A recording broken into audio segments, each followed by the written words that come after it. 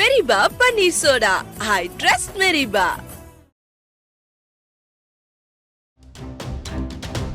பிரசாத் என்ன தாத்தா, என்னாச்சு? சார் தூங்குறியாப்பா? சரி தூங்கு. ஐயோ கேளவா. தம்பி டீ சாப்பிட்டு இருக்கியா? என்னை பார்த்தா எப்படி தெரியுது? லூக்ஸ் மாதிரி இருக்கா? டீ தானே தாத்தா குடிச்சிட்டு இருக்கேன். வந்து டீ குடிக்கிறேன்னு கேட்குறீங்க. அதுக்கேப்பா கத்துற? தாத்தா கொஞ்சம் போங்க தாத்தா, காலங்காத்தால கடுப்பேத்தாதீங்க, போங்க.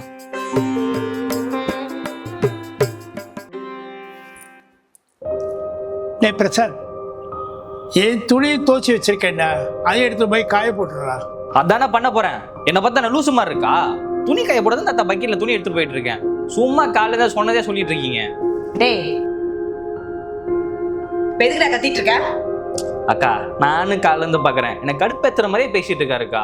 சும்மா ஏதாவது ஒன்று சொல்லிக்கிட்டே இருக்காரு. நானே ஒரு நாள் தான் வீட்டில் இருக்கேன், ஏதோ வேலை செய்யலான்னு பார்த்தா அதுக்குள்ள இவர் வேற நசன்னு. இப்ப என்ன சொல்லிட்டாங்கன்னு ஓவரா கொதிக்கிற? என்ன பண்ணாரா? காலையில தூங்கிட்டு இருக்கேன், என்னை எழுப்பி போட்டு என்னடா தூங்குறியான்னு கேட்கிறாரு. இவர் கண்ணு முன்னாடி தான் உட்காந்து டீ குடிச்சிட்டு இருக்கேன், பார்த்துட்டு என்னடா டீ குடிக்கிறியான்னு கேட்கிறாரு. இப்போ துணி காய போடுறது நான் பக்கெட்ல துணி எடுத்துட்டு போயிட்டு இருக்கேன், பார்த்து என் துணியை சேர்த்து காய போட்டுங்கிறாரு. என்னக்கா அவர் எப்போ பார்த்தாலும் ஏதோ பேசணுமேன்னு பேசிட்டு இருக்காரு. எனக்கு என்ன தலையெழுத்தா இப்படி இங்க வந்து அவஸ்தை பண்ணோன்னு? சும்மா எல்கேஜி பாப்பா மாதிரி சொன்னதே சொல்லிட்டு இருக்காருக்கா. இப்ப எதுக்கு நீ இவ்வளவு சீன் கிரியேட் பண்ற? சீன் கிரியேட் பண்றேனா? நீ அனுபவிச்சாதான் உனக்கு தெரியும். நான் சின்ன வயசா இருக்கும்போது அம்மா கார் ஆக்சிடென்ட்ல போய் சேர்ந்துட்டாங்க. அதே கார் ஆக்சிடென்ட் இவரும் போய் சேர வேண்டியதானே, வந்து என் உசுர வாங்கிட்டு இருக்காரு. என்னடா பேசிட்டு இருக்க? தாத்தா நீ கொஞ்சம் மேல இருங்க. உனக்கு அறிவு இருக்காடா? இந்த சின்ன விஷயத்துக்கு போய் வயசானவங்களோட பார்க்காம இப்படி பேசுற? அம்மா தவறுனதுக்கு அப்புறம் அப்பா வேற ஒரு கல்யாணம் பண்ணிட்டு வேற வீட்டுக்கு போயிட்டாரு. நம்மளை யாரு பாத்துக்கிட்டா? தாத்தா தானே பாத்துக்கிட்டாரு. நீ கோபப்படுற விஷயம்லாம் ரொம்ப சின்னது. நீ முதல்ல போய் தாத்தா கிட்ட மன்னிப்பு கேளு, இல்லைன்னா அவர் ரொம்ப கஷ்டப்படுவார். இந்த வயசுல நம்ம தான் அவருக்கு சப்போர்ட்டா இருக்கணும், புரியுதா? இங்க பாரு, நீ வேணா அந்த கிழனுக்கு முட்டு கொடுத்துட்டு, என்னால அப்படி இருக்க முடியாது. டேய் டேய்,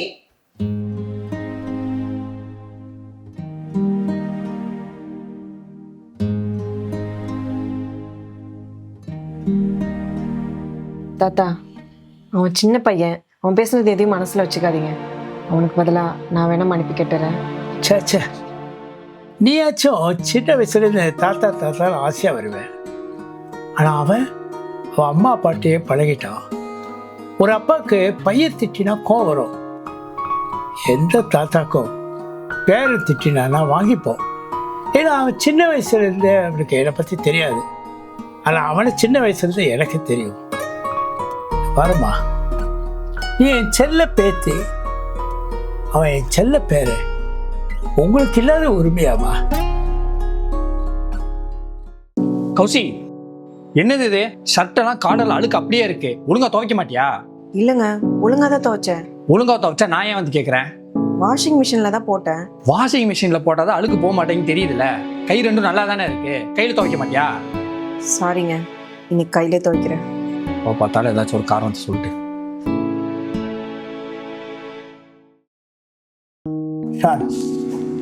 உன் ஃப்ரெண்டு வீட்டில் சமையல் வேலை பண்ணுறாங்களே, அவங்க மாதம் எவ்வளோ சம்பளம் இருக்கும்? இன்னும் ஒரு 15,000 தருவாங்கப்பா.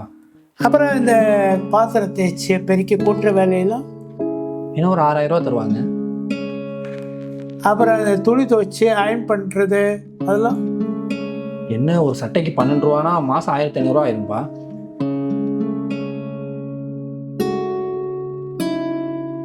ஹவுசி, உன் அக்கௌண்ட்டுக்கு ஒரு 25,500 ரூபா அனுப்பியிருக்கம்மா.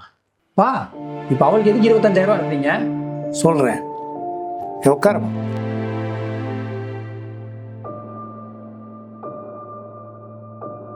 இந்த பாருடா, வீட்டு வேலை செய்யறது, சமையல் வேலை பண்ணுறது, பாத்திரம் தைக்கிறது, அப்புறம் இந்த பெருக்கி கூட்டுறது, கோலம் போடுறது, இதுக்கெல்லாம் ஒரு ஆள் வச்சேன்னா மாதம் 30,000 40,000 ரூபாய் ஆகும்டா.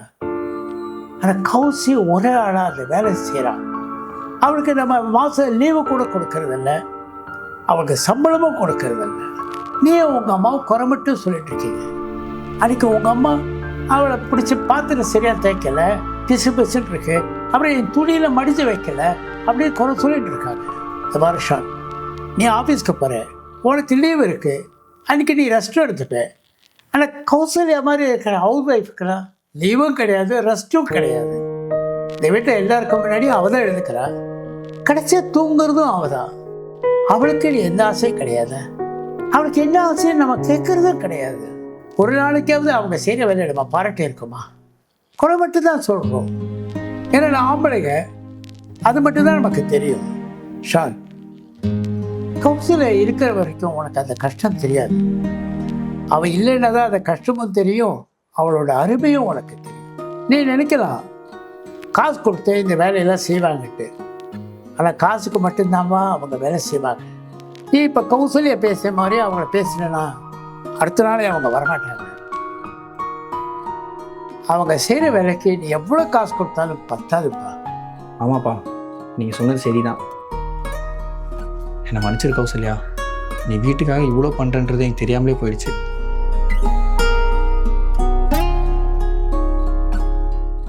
ஏ கௌசி, என் தம்பி நேத்துலேருந்து ஒரு மாதிரி அமைதியாக இருக்கான். என்ன இதெல்லாம் கேட்க மாட்டியா? அதுக்கே என்கிட்ட வந்து கத்திட்டு இருக்கீங்க? உங்க தம்பி தானே, போய் கேளுங்க போங்க. சும்மா கேட்காத மாதிரி. கேட்டா ஏதாச்சும் சொன்னா தானே, ஒண்ணுமே சொல்ல மாட்டான். சரி இரு, நான் போய் என்னன்னு கேட்குறேன். தப்பை செஞ்சிருக்க வேண்டியது தானே.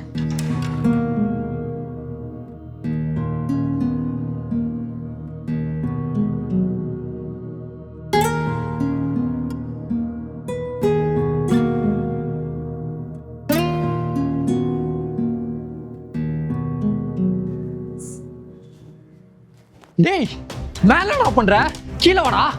அண்ணா மேலே வராதீங்கண்ணே, மேலே வந்தீங்கன்னா கீழே குச்சிருவேன். டேய் சரிடா, தயவு செஞ்சு கீழே வாடா. எதுவும் வந்தாலும் பேசிக்கலாம்டா. அண்ணா எனக்கு வாழவே பிடிக்கல, எல்லாருமே என்னை ஏமாத்துறாங்க. டேய், கீழே வாடா. எதுவும் வந்தாலும் பேசிக்கலாம்டா. எல்லா பிரச்சனைக்கும் ஒரு சொல்யூஷன் இருக்குடா, சரி பண்ணிக்கலாம். நீ கீழே வா.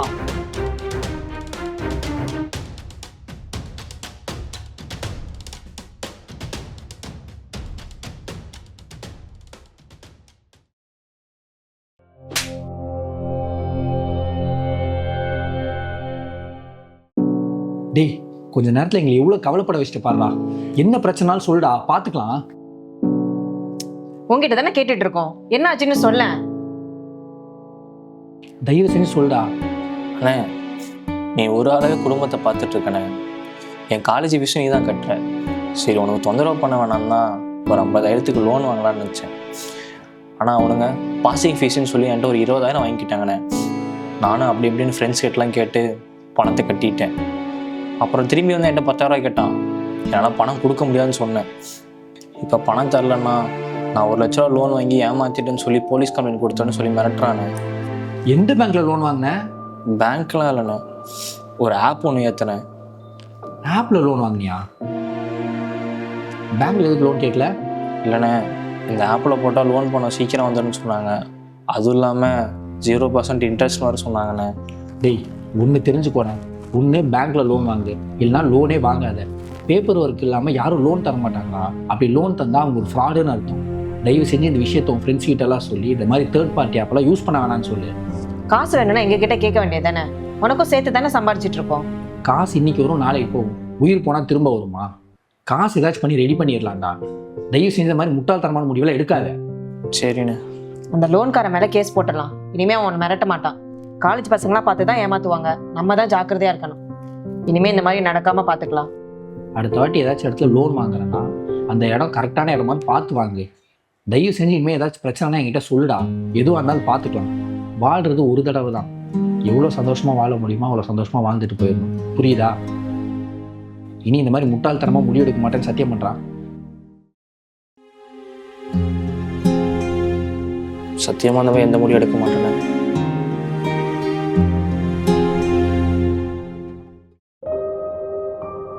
ஏங்க, நம்ம ஏன் ஒரு கார் வாங்கக்கூடாது?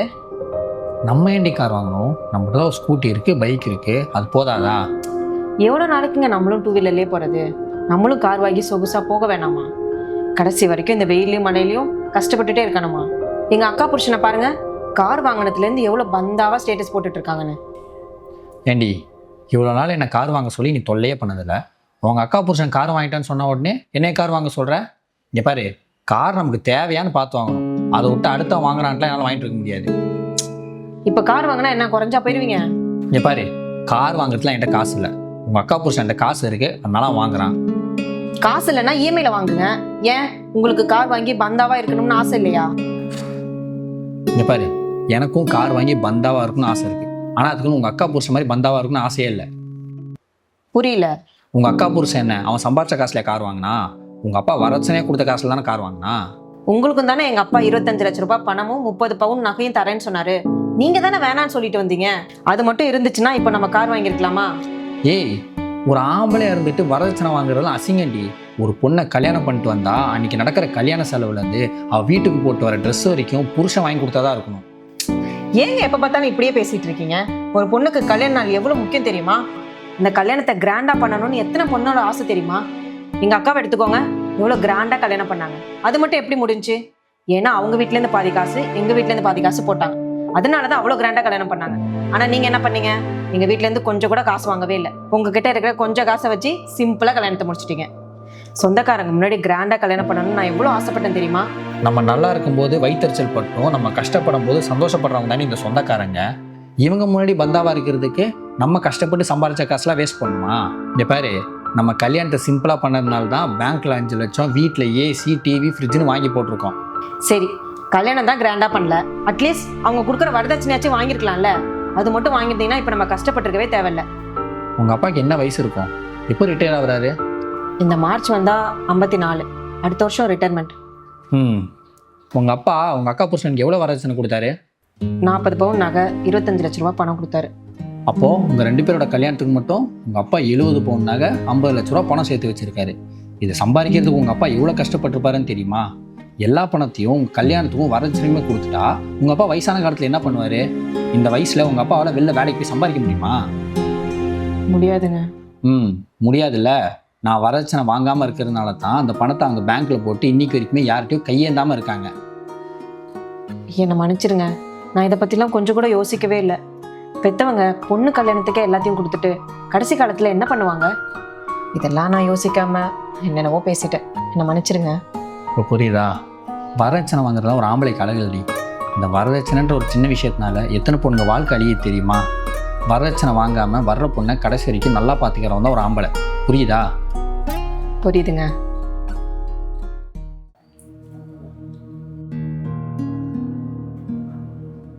இப்ப சீரியல் போட முடியுமா முடியாதா?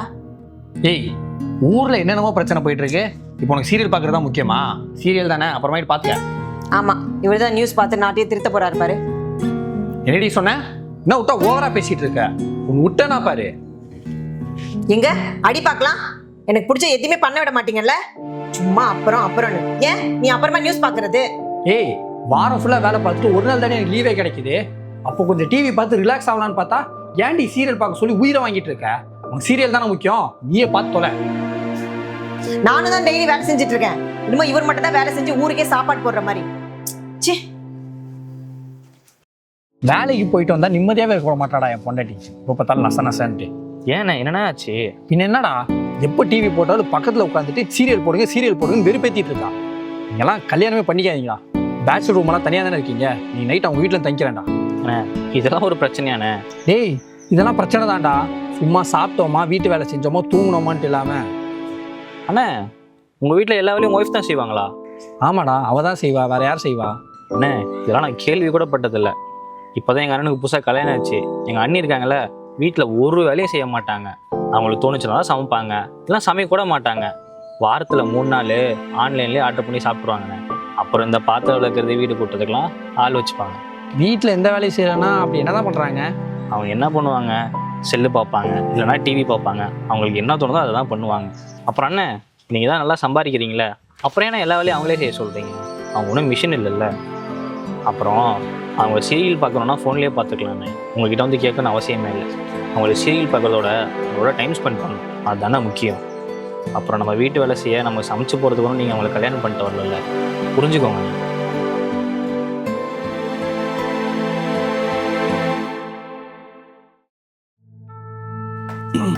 கௌசி, என்ன இன்னைக்கு நைட்டு சாப்பிட என்ன சாப்பிட்டு வந்துட்டேன் அதானே? நான் டெய்லி சொல்லிட்டு இருக்கேன், கேட்டு கேட்டு அழுத்து போச்சு. நான் இட்லி செஞ்சு வச்சிருக்கேன், சாப்பிட்டு தூங்கிக்கிறேன். ஏய், இன்னைக்கு நைட்டு சாப்பிட போலாமான்னு கேட்டேன். வெளியிலையா? என்ன அதிசயமா? போகலாமா? போலாம். என்ன திடீர் மாற்றம்? இனிமேலாம் அப்படிதான். சரி, உங்கள் வீட்டு வேலை செய்யறதுக்கு ஹெல்ப் பண்ணா என்கிட்ட கேளு, நான் செஞ்சு தரேன். சரியா? நிஜமாவா? நிஜமா.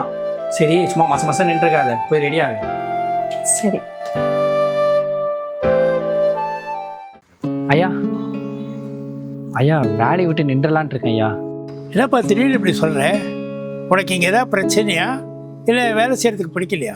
ஐயா அப்படிலாம் இல்லையா, இந்த வேலை தான் எனக்கு சோறு போட்டுச்சு. இங்கே தான் வந்து நான் தொழில் கற்றுக்கிட்டேன். என்னை நீங்கள் நல்லா தான் ஐயா பார்த்துக்கிட்டீங்க. அப்புறம் எதுக்குப்பா வேலையை விட்டுறேங்கிற? அப்படி இல்லையா, சொந்தமாக கடை போடணும்னு ஆசை. கல்யாணம் ஆயிடுச்சு இல்லையா, குடும்பம் குட்டின்னு ஆயிடுச்சு. அதான் ஒரு தனியாக கடை போட்டுடலான்னு பார்க்குறேன். அதெல்லாம் இப்போ எதுக்குப்பா? வேண்டாத வேலை, அதெல்லாம் அப்புறம் பார்த்துக்கலாம். ஐயா அப்படி இல்லையா. வேறு எதுவும் பேசாத, போய் வேலையை பாரு. சரிங்கய்யா.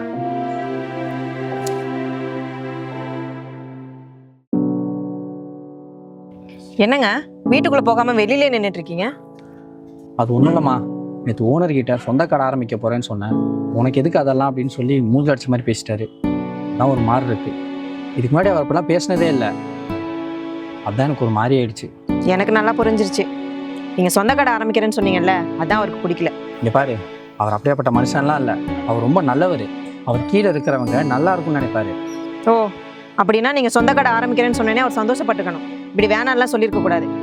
நம்மளும் எத்தனை நாளைக்கு தான் இப்படியே வேலை செஞ்சுட்டு இருக்கிறது? சொந்தமா கடைலாம் ஆரம்பிக்க வேணாமா? சொந்தமா கடை ஆரம்பிச்சாதான் நம்மளுக்கும் மரியாதை. நீங்க ஒண்ணு பண்ணுங்க, அவர்கிட்டலாம் எதுவுமே சொல்ல வேணாம். பேசாம வேலையை விட்டு நின்றுங்க. நம்ம கடை ஆரம்பிக்கிறதுக்கான வேலையை ஆரம்பிக்கலாம். ஏய், ஏன் இப்படி பேசுற? அவர் எனக்கு அப்பா மாதிரி. அவர் எனக்கு எவ்வளோ உதவி பண்ணியிருக்காரு தெரியுமா? தொழிலெலாம் சொல்லி கொடுத்துருக்காரு. உடனே எல்லாம் அவர் விட்டு போக முடியாது.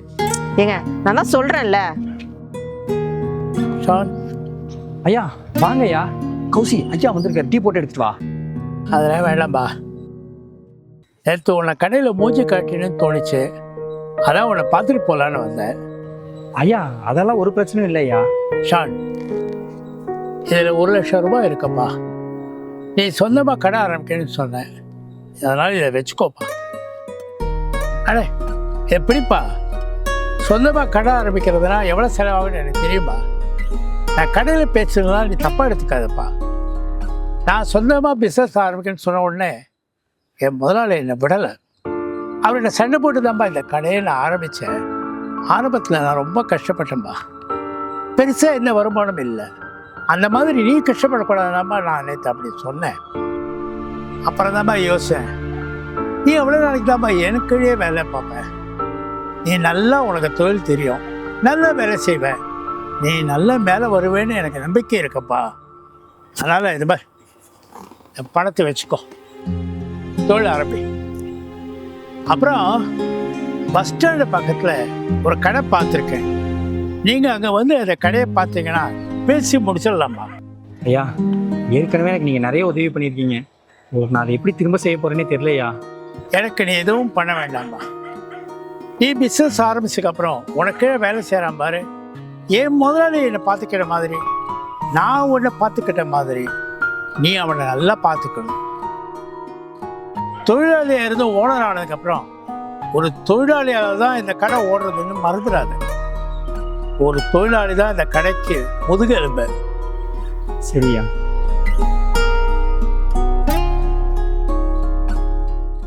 டாக்டர், எனக்கு ரொம்ப உடம்பு முடியல டாக்டர். கை காலெல்லாம் வலிக்குது. இந்த மாதிரி வேலை செய்ய முடியல டாக்டர். கௌசல்யா, ஒரு ரிப்போர்ட் வந்துருச்சா?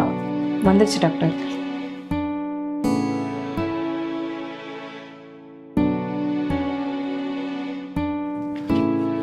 ஐயா உங்கள் ரிப்போர்ட்டை பார்த்ததுக்கப்புறம் நார்மலாக வயசானவங்களுக்கு வர பிரச்சனை தான் நினச்சேன். ஆனால் அப்படி இல்லை. என்ன பிரச்சனைன்னே சொல்ல முடியல. அதுக்கு நீங்கள் கொஞ்சம் டெஸ்ட் எடுக்க வேண்டியதாக இருக்கும். தேவைப்பட்டால் ஒரு வாரம் பெட் ரெஸ்ட் கூட எடுக்கணும். கூட யாராச்சும் வந்திருக்காங்களா? எனக்கு யாரும் இல்லை டாக்டர். ஓ சரி, டெஸ்ட் எடுக்க பணம் வச்சுருக்கீங்களா? வச்சிருக்கேன் டாக்டர். சரி, நீங்கள் ஒன்றும் கவலைப்படாதீங்க. டெஸ்ட் எடுக்கிறதுக்குலாம் இவங்க ஹெல்ப் பண்ணுவாங்க. இப்போ நீங்கள் வெளியே போய் ஒரு ஃபார்ம் மட்டும் ஃபில்அப் பண்ணிட்டு வந்துருங்க. சரி டாக்டர்.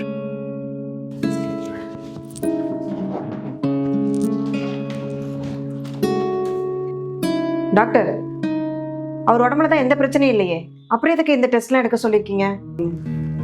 அது எனக்கு தெரியாதுன்னு நினச்சிட்டிங்களா கௌசி? எங்கள் அப்பா எனக்கு டாக்டர் ஆகிறதுக்கே 40 லட்ச ரூபா செலவு பண்ணிட்டாரு. அந்த பணத்தால் நான் எப்போ சம்பாதிக்கிறது? இந்த மாதிரி பேஷண்ட்ஸ்லாம் வந்து அட்மிட் ஆனால் தான் நம்மளால சம்பாதிக்க முடியும். அதுவும் இல்லாமல் இந்த மாதம் மந்த்லி டார்கெட் வேறு இருக்குது. ஹாஸ்பிட்டல் மேனேஜ்மெண்ட் கிட்ட இந்த மாதம் எத்தனை பேஷண்ட் அட்மிட் ஆயிருக்காங்கன்னு கணக்கு வேறு காட்டணும். இதெல்லாம் தப்பு இல்லையா டாக்டர்? தப்பு தான், ஆனால் என்ன பண்ணுறது, இதெல்லாம் இங்கே ரெகுலராக நடக்கிறது தான். இதெல்லாம் சகஜமாக எடுத்துக்கங்க. இதெல்லாம் எனக்கு சரியா படல டாக்டர். என் மனசாட்சி இதெல்லாம் ஒத்துக்க மாட்டேங்குது.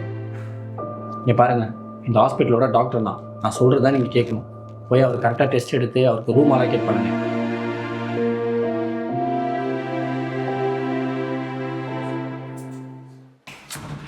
அம்மா இந்த ஃபார்மை ஃபில்அப் பண்ணிட்டேம்மா. ஐயா, உங்க உடம்புல எந்த பிரச்சனையும் இல்லை. என்னம்மா சொல்லுங்க? டாக்டர் தான் ரிசல்ட் டெஸ்ட் எடுக்கணும்னு சொன்னாரு. ஐயா, இங்க மருத்துவத்தை தாண்டி பணத்தை எப்படி பறிக்கலான்னு தான் வேலை நடந்துட்டு இருக்கு. உங்ககிட்ட இருக்க பணத்தை வாங்க தான் இங்க எல்லாரும் இப்படி பண்ணிட்டு இருக்காங்க. உங்க ரிப்போர்ட்டை நான் நல்லா செக் பண்ணிட்டேன். உங்களுக்கு எந்த பிரச்சனையும் இல்லை. என்னம்மா ஏதோ சொல்றீங்க? ஏமா நாங்களும் உங்களை நம்பி தானேம்மா வரோம். ஐயா, முதல்ல இந்த ஹாஸ்பிட்டல்ல இருந்து வெளியில போற வழியை பாருங்க. வெளியில போய் ஒரு நல்ல ஹாஸ்பிட்டல்ல பாருங்க. உங்களுக்குலாம் பணத்தை எங்க சம்பாதிக்கணும் ஒரு விவசாயே இல்லாம போயிடுச்சு. நீங்க உள்ள போய் டாக்டரை பார்த்துட்டு கிளம்புறேன்னு சொல்லுங்க.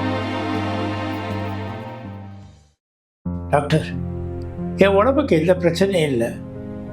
இன்னொரு நாள் நான் வரேன் டாக்டர். ஐயா, உங்கள் உடம்பு இருக்கிற கண்டிஷனுக்கெல்லாம் நீங்கள் ட்ரீட்மெண்ட் பண்ணாமல் வெளில போகக்கூடாது.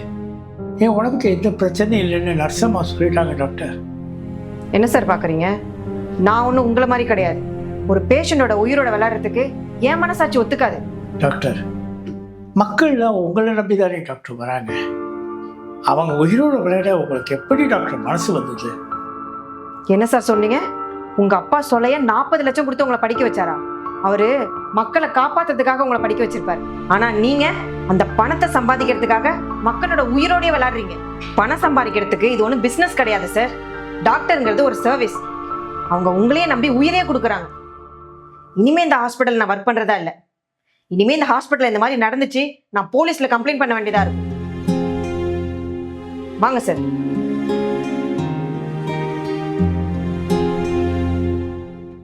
மேடம், உங்கள் ஆர்டர்.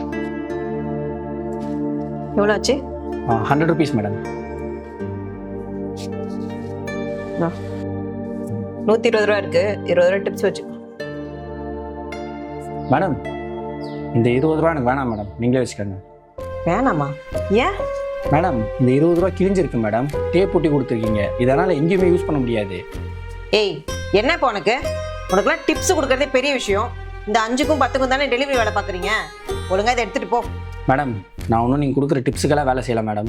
நான் வேலை செய்கிறேன், அதுக்கான சம்பளம் எனக்கு வருது. அதுவும் இல்லாமல் உங்கள் சோம்பேறித்தனக்கு தான் மேடம் நாங்கள் வேலை செய்கிறோம். ஏய், ஆஃப்டர் ஆல் ஃபுட் டெலிவரி பார்க்குற நீ என்ன எதிர்த்து பேசுறியா? கௌசி, என்னம்மா ஆச்சு? இங்கே பாருங்கப்பா, ஃபுட் டெலிவரி பண்ண வந்தான் டிப்ஸ் கொடுத்தா ஓவரா பேசுகிறான். சார், நான் ஒன்றும் தேவையில்லாமல் பேசல சார். இந்த கிழிஞ்ச 20 ரூபாய் நீங்களே பாருங்கள். இதை கொடுத்துட்டு தான் உங்கள் பொண்ணு அவ்வளோ பேச்சு பேசுகிறாங்க.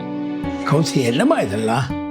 பா, இந்த மாதிரி ஆளுங்க கூட நம்மளுக்கு என்னப்பா பேச்சு? ஃபர்ஸ்ட் இங்கேருந்து போக சொல்லுங்கப்பா. வாங்க நம்ம போகலாம். கௌசி, என்ன பேசுறேனே? தம்பி அவர் வேலையை தான் பார்த்தாரு. என்ன இருந்தாலும் நீ அவரை வேலையை தப்பாக பேசியிருக்க கூடாது. உங்கள் அப்பாவும் இந்த மாதிரி சின்ன சின்ன வேலை செஞ்சாமல் வளர்ந்துருக்கேங்கிறத மறந்துடாது. நான் சின்ன வயசில் காலையில் எழுந்து வீடு வீடாக போய் பேப்பர் பால் பாக்கெட் போடுவேன். அவங்க கொடுக்குற 5 ரூபா 10 ரூபா டிப்ஸை வச்சுருந்தாம்மா நான் புத்தகம் வாங்கி படித்து இன்னைக்கு இந்த நல்ல நிலைமையில் இருக்கேன். அன்னைக்கு அவங்க கொடுத்த அந்த 5 ரூபா 10 ரூபா தாம்மா எனக்கு பெரிய உதவியாக இருந்தது. நீ அவருக்கு டிப்ஸு கொடுத்தது நல்ல விஷயந்தாம்மா. ஆனால் நம்ம ஒருத்தருக்கு செய்கிற உதவியை அவங்களுக்கு பயனுள்ளதாக இருக்கணும். பாருமா, நீ இப்போ கொடுத்துருக்கிய அந்த தம்பிக்கு 20 ரூபா அந்த எந்த விதத்துலையும் பயன்படாது. அந்த 20 ரூபா வேஸ்ட்டு தானேம்மா. அப்பா, என்னை மன்னிச்சிடுங்கப்பா. ஏதோ அவசரப்பட்டு பேசிட்டேன். என்னை மன்னிச்சிடுங்க. இனிமேல் நான் அந்த மாதிரிலாம் நடந்துக்க மாட்டேன். அந்த காசை கொடுத்துருங்க. இங்கே பாருங்கள் மேடம், நீங்கள் கொடுக்குற இந்த 10 ரூபா 20 ரூபா டிப்ஸ்லாம் நாங்கள் ஒன்றும் வாடுறதில்ல மேடம். ஏதோ நீங்கள் கொடுக்குற காசுலாம் டீ குடிக்கிறதுக்கு தான் யூஸ் ஆகுது. இனிமேல் இந்த மாதிரி நடந்துக்காதீங்க மேடம். சரி, வரேன் சார். போய்ட்டோம். இங்கே பார், என்னால் 150 ரூபா தான் தர முடியும். நீ ஆட்டோ ஓட்டே இல்லை பிச்சை எடுக்கிறியா? மேடம், காசு கொடுக்க முடியாதுன்னா கொடுக்க முடியாதுன்னு சொல்லுங்க. அது எதுக்கு இப்படி மரியாதைலாம் பேசிட்டு இருக்கீங்க? இங்க இருக்க அண்ணா நகர்லேருந்து வரதுக்கு 200 ரூபா கேட்குற. அப்புறம் உன்னை எப்படி பேசுறது? மேடம், வர வழி நீங்களே பார்த்தீங்க தானே, எவ்வளோ டிராஃபிக் இருந்துச்சு. அதுவும் இல்லாமல் நான் செஞ்ச வேலைக்கு தான் மேடம் கூலி கேட்குறேன். படிச்சவங்க நீங்க ஏன் இப்படி பேசுறீங்க? நீ சாதாரண ஆட்டோ டிரைவர், நீ என்ன எதிர்த்து பேசுறியா? நான் BE கிராஜுவேட், படிப்பை பத்தி உனக்கு என்ன தெரியும்? புடி, என்னால 150 ரூபா தான் தர முடியும்.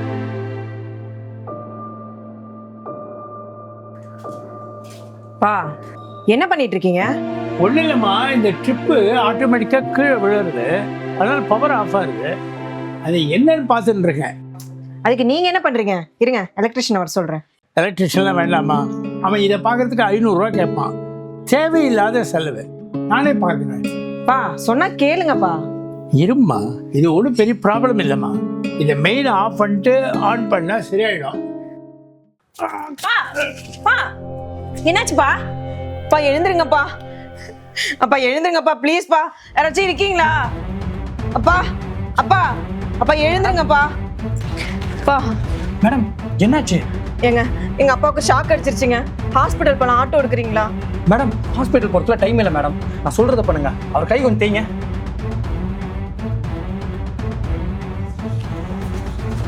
Sir, sir. அப்பா, அப்பா. பார்த்து சார். அப்பா. மழை கௌஷி. சார், உங்களுக்கு ஒன்றும் ஆகலை, பயப்படாதீங்க. ரொம்ப தேங்க்ஸுங்க. நீங்க மட்டும் இல்லைன்னா எங்க அப்பா உயிரோடயே பார்த்துருக்க முடியாது. அட விடுங்க, அதான் அப்பாவுக்கு ஒன்றும் ஆகலைல்ல. நான் உங்ககிட்ட ஒன்று கேட்டா தப்பா நினச்சிக்க மாட்டீங்களே? ஆட்டோ தான் ஓட்டுறீங்க, அப்புறம் எப்படி இதெல்லாம் உங்களுக்கு கரெக்டாக தெரியுது? மேடம், நான் ஒரு MBBS final year student madam. என்ன சொல்றீங்க? MBBS படிக்கிறீங்கன்னு சொல்றீங்க, அப்புறம் எப்படி ஆட்டோ? மேடம், என் லட்சியமே நான் டாக்டர் ஆகணும்னு நினைக்கிறது தான். இந்த ஆட்டோ ஓட்டுறதெல்லாம் நான் பார்ட் டைமாக பண்ணிகிட்டு இருக்கேன். இது என் காலேஜ் ஃபீஸ் கட்டுறதுக்கு ரொம்ப யூஸ்ஃபுல்லாக இருக்குது. தம்பி, ரொம்ப நன்றிப்பா. நீ மட்டும் சரியான நேரத்தில் வரலன்னா எனக்கு என்ன இருக்குன்னு தெரியல. என்னை மன்னிச்சிருங்க. நீங்கள் MBBSக்கு படிக்கிறீங்கன்னு தெரியாமல் உங்களை தப்பாக பேசிட்டேன். அதெல்லாம் மைண்டில் வச்சுக்காம எங்கள் அப்பா உயிரே காப்பாற்றிருக்கீங்க. நான் டாக்டராக போகிறேன்னு தெரிஞ்ச உடனே இவ்வளோ மரியாதையை பேசுகிறீங்களே மேடம். இங்கே தேவைக்காக வேலை செய்கிறவங்கள விட அவங்க லட்சியத்தை நோக்கி ஓடுறதுக்காக வேலை செய்கிறவங்க தான் அதிகம். அதுவும் இல்லாமல் நம்ம ஒருத்தருக்கு மரியாதை கொடுக்கணும்னா அதுக்கு அவங்க படிச்சிருக்கணும்னு அவசியம் இல்லை மேடம். மரியாதைன்றது அடிப்படையான விஷயம். அது ஒருத்தவங்க படிச்சிருந்தாலும் சரி படிக்கலாலும் சரி அவங்களுக்கு கரெக்டாக மரியாதை கொடுத்து பழகணும் மேடம். இனிமேலாச்சும் இப்படி பண்ணாமல். சரிங்க மேடம், நான் வரேன். சரிங்க.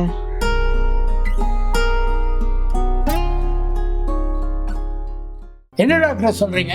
என் பையனுக்கு குடிக்கிற பழக்கம் இல்லை, நான் அவனை அப்படி வளர்க்கல. அது உங்கள் பையன் சொல்லட்டும். டாக்டர், ஃப்ரெண்ட்ஸோடு சேர்ந்து அப்பப்போ குடிப்பேன் டாக்டர். குடிப்பியா? எத்தனை பழக்கம்? எதுக்கு சார் அடிக்கிறீங்க? டாக்டர், நான் அவனை அப்படிலாம் வளர்க்கல டாக்டர். இனிமேல் ராத்திரி 8 மணிக்குள்ள நீ வீட்டுக்குள்ள இருக்கணும், இல்லைன்னா நீ புள்ளையே இல்லை, புரியுதா? சார், இப்படி நீங்கள் அவரை திட்டுறதுனாலலாம் சரியா போகாது. அவருக்கு வந்திருக்கிறது ஃபேட்டி லிவர். அவரோட கல்லீரல்ல கொழுப்பு அதிகமாக இருக்கு. நம்ம நாட்டில் இப்போ நிறைய பேருக்கு இது வந்துட்டு இருக்கு. என்ன டாக்டர் சொல்றீங்க? ஆமாம் சார், உங்கள் பையனோட வாழ்க்கை முறை தான் இதுக்கு காரணம். இப்போலாம் குடிக்காதவங்களுக்கு கூட இது வருது. ஷான், நைட் எத்தனை மணிக்கு சாப்பிடுவீங்க? ஒரு 10 மணிக்கு சாப்பிடுவேன் டாக்டர். பார்த்தீங்களா, 10 மணிக்கு சாப்பிடுவீங்க, சாப்பிட்டது உடனே தூங்கிடுவீங்க. அப்புறம் செரிமான பிரச்சனை தான் வரும். சரி, என்னெல்லாம் சாப்பிடுவீங்க? டாக்டர், எனக்கு தெரிஞ்சு அவன் தயிர் சாதம் ரொம்ப பிடிக்கும், அதான் சாப்பிடுவான். Doctor, chicken rice fast food இந்த மாதிரி நிறைய சாப்பிடுவேன் doctor. Chicken rice fast food அதெல்லாம் சாப்பிடுவா? என்ன பழக்கம் இருக்கு? டாக்டர் காப்பாற்றுங்க டாக்டர். சார், அடிக்காதீங்க சார். உங்க பையன் சிக்கன் ரைஸ் சாப்பிட்றதெல்லாம் பிரச்சனையே கிடையாது. என்ன சாப்பிட்றாரு, எப்போ சாப்பிட்றாருங்கிறதா பிரச்சனையே. உங்க பையன் குடிக்கிறாரு, அன்டைம்ல சாப்பிட்றாரு, இதெல்லாம் தான் ஃபேட்டி லிவர் வரதுக்கு காரணமா இருக்கு. அப்புறம் ஷான், முக்கியமான விஷயம், மார்னிங் எக்ஸசைஸ் பண்றீங்களா? டாக்டர், காலையில் 6:30 மணிக்கு அவளை எழுப்பிட்டு நான் வாக்கிங் போயிடுவேன். வீட்டிலே ஏதோ எக்ஸசைஸ் எல்லாம் பண்ணுவான். என்ன ஷான், எக்ஸசைஸ் பண்ணுவீங்களா? டேய் ஷான், ஷான், மணி 6:30 ஆச்சு, எழுந்துடுறான், எக்ஸசைஸ் பண்ணு. நான் வாக்கிங் போயிட்டு வந்துடுறேன். சரிப்பா.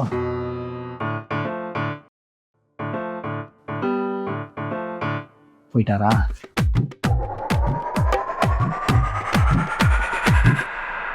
இவன் இப்படி இருப்பான் நான் நினைக்கவே இல்லை டாக்டர். நான் நல்லா வளர்த்தேன்னு நினைச்சுட்டு இருக்கேன். இவன் தருதே இல்லையா? இப்படி இருப்பாடு சத்தியமா நான் நினைக்கிறேன் டாக்டர். சார் கவலைப்படாதீங்க சார். உங்க பையனுக்கு வந்திருக்கிறது கிரேட் 1 ஃபேட்டி லிவர் தான். கரெக்டான டைம்ல சாப்பிட்டு எக்ஸசைஸ் பண்ணாலே சரியா போயிடும். இதுக்கு மெடிசன்லாம் தேவையில்லை. அப்போ என் பையனுக்கு ஒன்றும் ஆகாது இல்லை டாக்டர்? அவரோட லைஃப் ஸ்டைலை சேஞ்ச் பண்ணாலே சரியா போயிடும். அப்படி இல்லைன்னா கிரேடு 2 கிரேடு 3 இப்படி போகிறது கூட வாய்ப்பு இருக்கு. சரி டாக்டர். டேய், டாக்டர் சொன்னதெல்லாம் கேட்டுச்சு இல்லை? இனிமையாக ஒழுங்க உருப்படியாக இனிமேல் ஃபேட்டி லிவர் உனக்கு வந்துச்சு, நானே உன்னை ஏதாச்சும் பண்ணிடுவேன். உங்க பையன் மட்டும் இல்லை சார், இப்போ இருக்க எல்லா பசங்களும் இப்படிதான். கண்ட டைம்ல சாப்பிட்றாங்க, நிறைய குடிக்கிறாங்க. இதனால எவ்வளோ நோய் பரவிட்டு இருக்கு தெரியுமா? ஆரோக்கியமா சாப்பிடுங்க, நல்லா எக்ஸசைஸ் பண்ணுங்க. அப்புறம் இனிமே குடிக்காதீங்க. குடிச்சிங்கன்னா இன்னும் சிவியர் ஆயிரும். புரியுதா? ஏதாவது புரியுதா இல்லையான்னு சொல்லேன்டா. டாக்டர் இது புரியுது டாக்டர். இனிமேல் நான் கரெக்டாக சாப்பிட்டு நான் ஒழுங்காக ஹெல்த்தியாக இருக்கேன் டாக்டர்.